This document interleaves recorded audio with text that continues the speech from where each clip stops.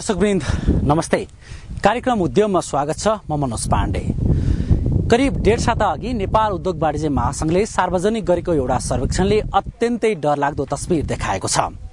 सर्वेक्षणका अनुसार नेपालका उद्योगी व्यवसायीले अत्यन्तै कमजोर आत्मविश्वासका साथ काम गरिरहेका छन्। आजको कार्यक्रममा हामीले यस सम्बन्धमा एउटा विशेष रिपोर्ट तयार पारेका छौं।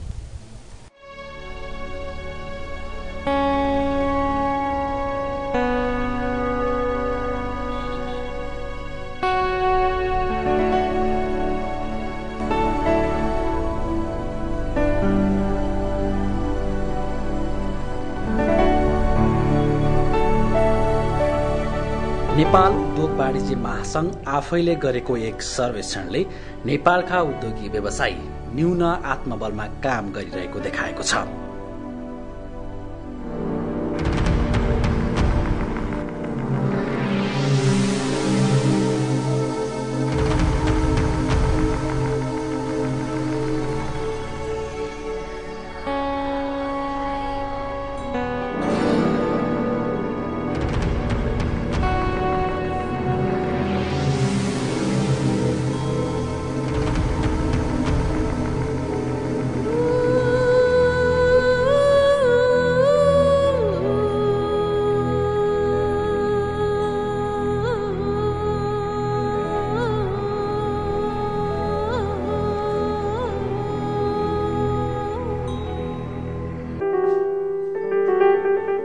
महासंघले 5 महिना लगाएर तयार पारेको रिपोर्टमा व्यवसायीहरूको मनोबल 39.7 अंक मात्र रहेको छ।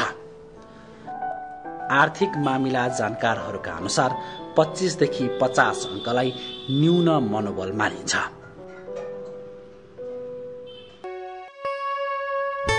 2048 सालपछि नेपालले उदार आर्थिक नीति अवलम्बन गर्यो। त्यससँगै नेपालको निजी क्षेत्र पनि फस्टाउने मौका पाएको थियो।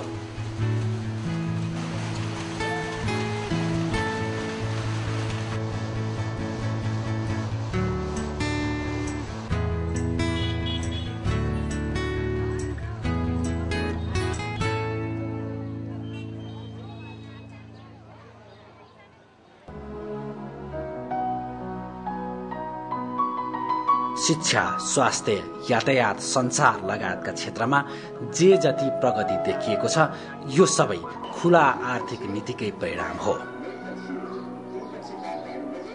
संसारमा तपाईँ जुनसुकै उदाहरण लिनुहोस् न, जापानको मेजी रेस्टोरेसन भने के हो? कति सयौं वर्ष पहिले मेजीको उनीहरूले के गर्यो, Japan is no more close, अब हामीले विश्वसँग हामी खुल्ला जाने भनेर चाहिँ उहाँले मेजी रेस्टोरेसन फेमस हो। त्यहाँदेखि उहाँको विकास सुरु हो। चाइनामा के हो, यतिका दिन गर्यो, डङ सियाओपिङ आएपछि उसले चाहिँ जो एउटा खुल्लापन ल्यायो होइन, एक किसिमले आफ्नो तरिकाले, त्यसबाट चाइनाको विकास हो। इन्डियाको के हो, मनमोहन सिंहको होइन रिफर्म्स, मार्केट लिबरलाइजेसन पछि चाहिँ इन्डियाले चाहिँ टेक अफ गर्यो। लेटेस्टमा भियतनाममा के भइरहेछ, भियतनाममा पनि अलि यत्रो जो भइरहेछ उहाँको जो गभर्मेन्टले, अब हामी एक्लै हामी खालि आफ्नो मात्रै कुरा हेर्दैन, विश्व हेरेर हामी काम गर्नुपर्छ र विश्वसँग कम्पिट गर्नुपर्छ र हामी खोल्नुपर्छ भनेपछि भियतनाम पनि अलिक दिन चौबन्दा प्रगति गरिरहेछ। सबैको इन्भेस्टमेन्ट त्यहाँ गइरहेछ। अब हेर्नुहोस्, भोलि म्यानमार पनि आइरहेछ। म्यानमार पनि अलिकति पोलिसी सुधार भयो भने नेपाल त झनै पछाडि पर्छ। नेपालमा अलि सद्भाव राख्ने, नेपालका प्रति चाहिँ केही माया गर्ने या नेपालमा केही गरौँ भन्ने अधिकांश एसियाली मुलुकहरू अब नेपाल आउँदैन। उनीहरू चाहिँ म्यानमार जान्छ, भियतनाम जान्छ, त्यस्ता मुलुकतिर जान्छ। अब यहाँ आएर केही कामै हुँदैन होइन, केही भोलि के हुने थाहै छैन, कोसँग कुरा गर्ने पनि थाहा छैन भन्ने एउटा यो अस्थिरताले गर्दा यो हुन्छ।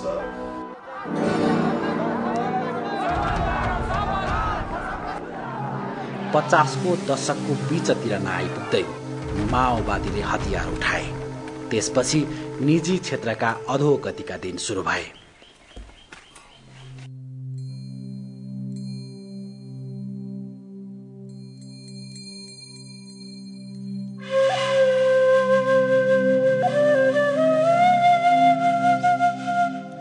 देशमा स्थायी सरकार भएन। सरकार बन्ने र ढल्ने क्रम जारी रह्यो।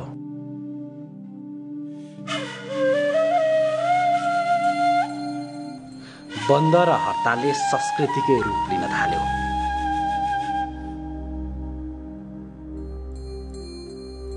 चन्दा आतंक, व्यवसायीमाथि अपहरण र कुटपिट जस्ता हरकत हुन थाले। समग्रमा राजनीतिक समस्याले उद्योगी व्यवसायी नराम्ररी प्रभावित भए।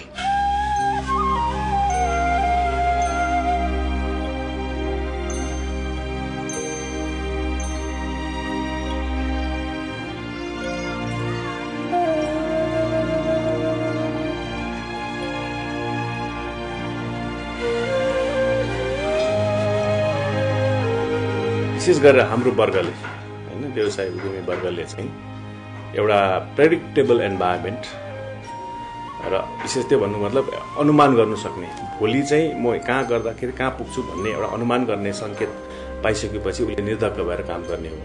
तर नेपालको कन्टेक्स्टमा पोलिटिकल इन्स्टेबिलिटी साथसाथै यहाँ जति पनि समस्याहरू छ, चाहे त्यो लेबरका प्रब्लम होस्, चाहे त्यो बिजुली बाटोको समस्या हो, ब्याङ्किङ समस्या, हाम्रो मार्केट र हाम्रो एक्सटर्नल र इन्टर्नल समस्याले गर्दाखेरि लगानीकर्ताहरूले चाहिँ निर्धक्क भएर काम गर्ने वातावरण चाहिँ छैन हैन।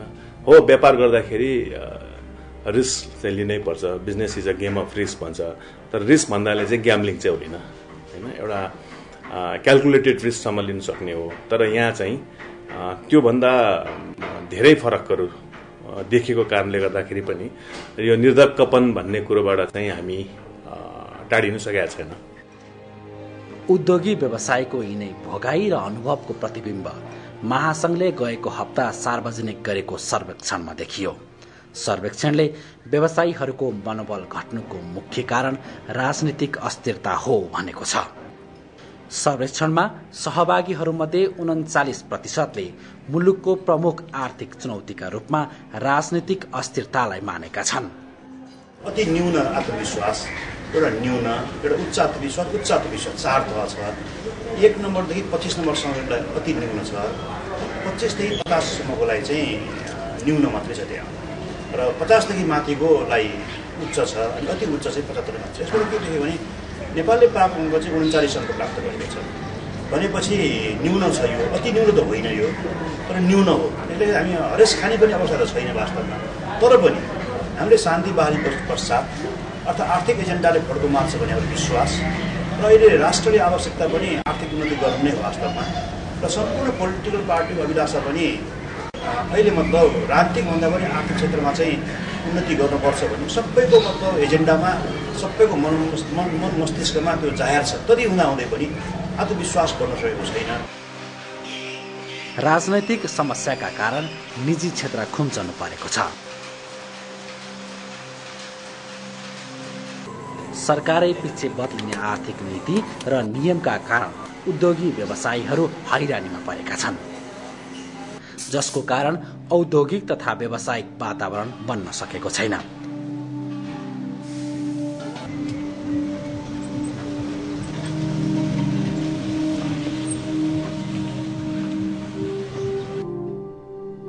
हो, त्यसैले हो निजी क्षेत्रले पटक पटक आर्थिक मुद्दामा राजनीतिक सहमति गर्न सरकार र राजनीतिक दललाई आग्रह गर्दै आएको।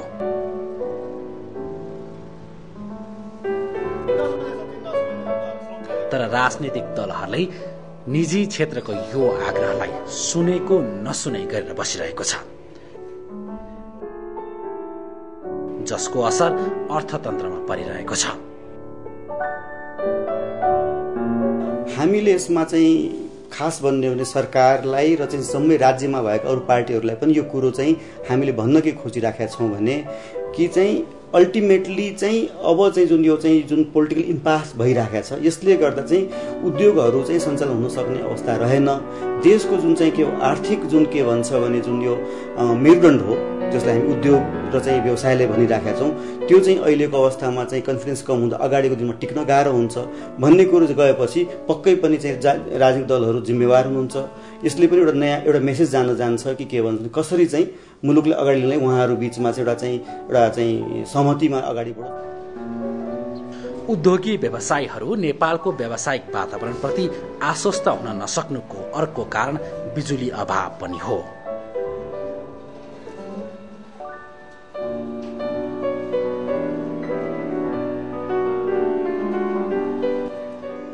19 घण्टासम्म हुने लोडसेडिङको मारबाट उद्योग धन्दाहरू आक्रान्त बनेका छन्।